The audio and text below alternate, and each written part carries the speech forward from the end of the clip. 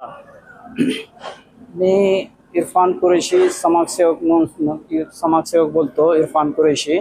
आणखीन जे बस स्टँडमध्ये जे आहे ना कॅमेरे जे लागल्या ते तर थोडा चुकीचे लागल्या ते.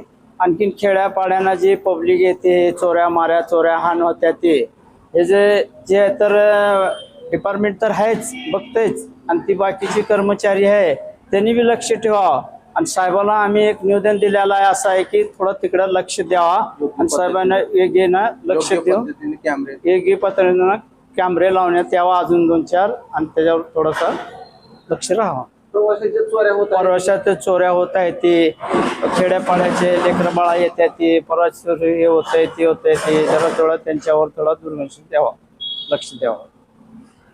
कॅमेरे कशा पद्धतीने बसले पाहिजे? हे कॅमेरे कशा पद्धतीने बसल्या पाहिजे. हे कॅमेरे आहेत ते नुसते 2 इकडून एक तिकडून एक. संख्या वाढलेली आहे जास्त. संख्या वाढल्यापेक्षा कॅमेरे बी थोडे अजून वाढवायला पाहिजे. साहेबांना इकडं लक्ष द्यायला पाहिजे. धाराशिव उस्मानाबाद तिथं सिक्युरिटी आहेत का म्हणजे महिला आणि पुरुष सिक्युरिटी आहेत का? काय नाही ते महिलाच हे आहे पण पुरुष आहे ते महिला नाही ते. महिला जर अजून वाढवणं हे करावं ह्याची विनंती आहे. आज साहेबाला भेटलो मग साहेब काय म्हणले तुम्हाला? साहेबांना जे म्हणले आम्ही त्यांना निवेदन दिलं तर आम्ही जे लक्ष देऊ आणि करून घेऊ. आला तुम्ही बरं झाला आता इथून लक्ष आमचं राहील. कॅमेऱ्यामध्ये चोर सापडतात का?